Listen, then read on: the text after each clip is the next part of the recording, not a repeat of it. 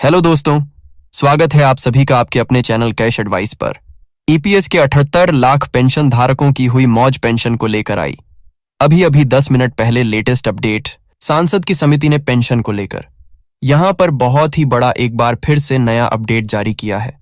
अब मिलेगी पेंशन धारकों को आरएसएसीएस सिर्फ 500 की मिनिमम पेंशन और ईपीएस के पेंशन धारकों के खिले चेहरे। तो पेंशनर्स की उम्मीदें हुई फिर से ताजा। तो यहां पर पेंशन की बढ़ोतरी को लेकर बहुत ही बड़ी अपडेट आ चुकी है, जो 78 लाख पेंशन भोगी जिस बड़ी खुशखबरी को लेकर पिछले काफी लंबे वक्त से इंतजार कर रहे थे, आपका इंतजार हुआ खत्म। अब मिलेगी अरसेटेड 0 की जगह आरएसआर की पेंशन के साथ में डीए। तो आखिर ये किन किन पेंशन भोगों को मिलेगा और इसको लेकर केंद्र की सरकार का, संसदीय समिति का, कैबिनेट का और मोदी सरकार का और यहां पर ईपीएफओ का क्या हुआ बड़ा ऐलान, आज के इस वीडियो में इस लेटेस्ट अपडेट से जुड़ी सारी जानकारी आपको बताएंगे कि आखिर पेंशन की बढ़ोतरी का फायदा किनको मिलेगा और इसके लिए क्या होंगे नई नियम शर्तें। क्या है इस अपडेट की पूरी सच्चाई, सारी जानकारी इस वीडियो में विस्तार से आपको देखने को मिलेगी। तो वीडियो में आगे बढ़ने से पहले एक आपसे छोटी सी गुजारिश है कि चैनल पर पहली बार आए तो सब्सक्राइब कर दीजिएगा और बेल आइकन को जरूर दबा देना, ताकि आपको इसी प्रकार से ईपीएस 95 पेंशन और ईपीएफओ से जुड़ी अपडेट होगी वह सबसे पहले मिले। तो चलिए वीडियो शुरू करते हैं। तो यहां पर ईपीएस के 78 लाख पेंशन भोगी है, उनके लिए बहुत ही बड़ी खबर सामने आ रही है। भारतीय कर्मचारी वसंती संगठन यहां पर जो ईपीएफओ के द्वारा पेंशन धारकों के लिए बहुत बड़ी खबर है। करोड़ों मेंबर्स के लिए खुशखबरी आने वाली, लंबे समय से जो ट्रेड यूनियन और पेंशन धारक है, पेंशनर्स जो यूनियन काफी लंबे समय से मांग भी कर रहे थे कि सरकार पेंशन की ईपीएस की राशि है उसमें जो आपको आरएस राशि मिलती है पेंशन की, उसको बढ़ाया जाए। तो फिलहाल न्यूनतम पेंशन आरएस 8,000 प्रतिमाह और उदासी यहां पर लागू हुई। लेकिन अब इसमें एक बार फिर से बहुत बड़ी खुशखबरी आ रही है कि सरकार बढ़ोतरी करने जा रही है। महंगाई और यह व्यापन की बढ़ती लागतों को देखते हुए सरकार भी इस राशि को बढ़ा के आरएस सर्टिफाई को प्रतिमाह करने पर विचार कर रही है। तो सरकार ने आज क्या पेंशन भोगियों के लिए नया अपडेट जारी किया, जैसे कि पेंशन धारकों की उम्मीद फिर से जग चुकी है। कैसे आपको मिलेगी आरसी रिफाइंड रेट की मिनिमम पेंशन और आखिर किनको मिलेगी? अगर आप पेंशन भोगी हैं तो वीडियो पूरा ध्यान से देखें।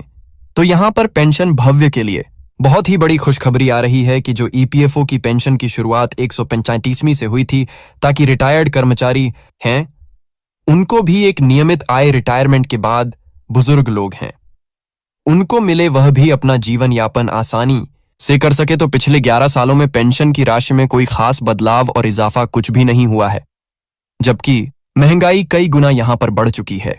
और इसीलिए संसद की एक समिति ने श्रम मंत्रालय से आग्रह किया है कि पेंशन की जो राशि है उसको बढ़ाया जाए। और इस समय जो पेंशन भोगियों का प्रस्ताव भी सौंपा गया था, जो यहां पर 2024 में पेंशन भोगियों की मांग थी कि आरएस 4500 की राशि लागू करें, और इस मांग को लेकर जो वित्त मंत्रालय ने जो कार्यवाही करनी भी शुरू की थी। तो इसी योजना की अब तीसरी पार्टी समीक्षा जल्द पूरा की जाएगी। यहां पर उसके द्वारा भी और पेंशन की राशि में उचित वृद्धि की जाए, यह मांग की गई है। और समिति ने इस समीक्षा को 2025 के अंदर अंदर पूरा करने का भी वादा किया है। सुझाव दिया है कि यहां पर जो पेंशन भोगी की मांग है पेंशन की बढ़ोतरी की, वह 2025 के अंदर अंदर पूरी हो और पेंशन भोगी उनको भी बेहतर जीवन जीने लायक पेंशन मिले।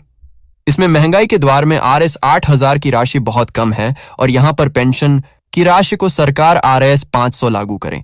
तो यहां पर इसकी शुरुआत जो कि 16 नवंबर 150 में की गई थी और वर्तमान में आरएस 8,000 की राशि 2014 के बदलाव के तहत लागू है। लेकिन अब प्रस्तावित मांग है जिसमें मिनिमम पेंशन की राशि को आरएस 100 प्रतिमाह करने को लेकर की गई है। पेंशन राशि बढ़ाने को लेकर कई वर्षों से ट्रेड यूनियन कर्मचारी संगठन पेंशन भोगी यह मांग कर रहे कि सरकार यहां पर आरसी 7 पैसों की राशि लागू करें।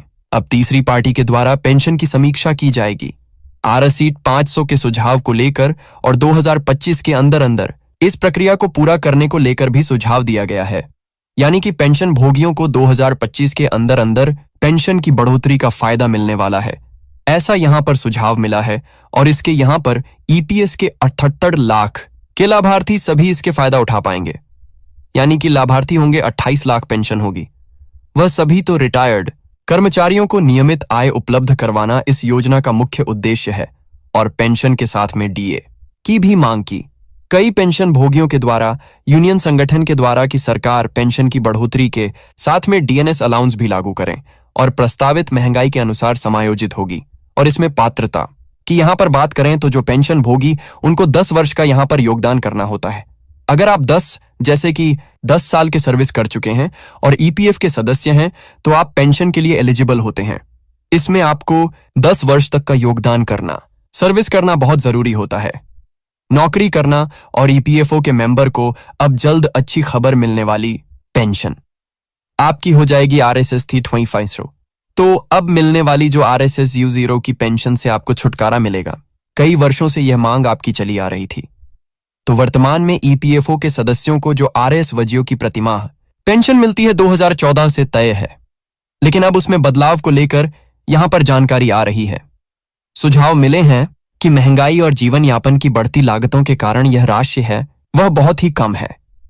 इसलिए संसद की यहां पर श्रम संबंधी जो स्थायी समिति ने केंद्र सरकार से भी आग्रह किया है कि आरएसएस 7 टेस्ट हंस की सरकार पेंशन लागू करें।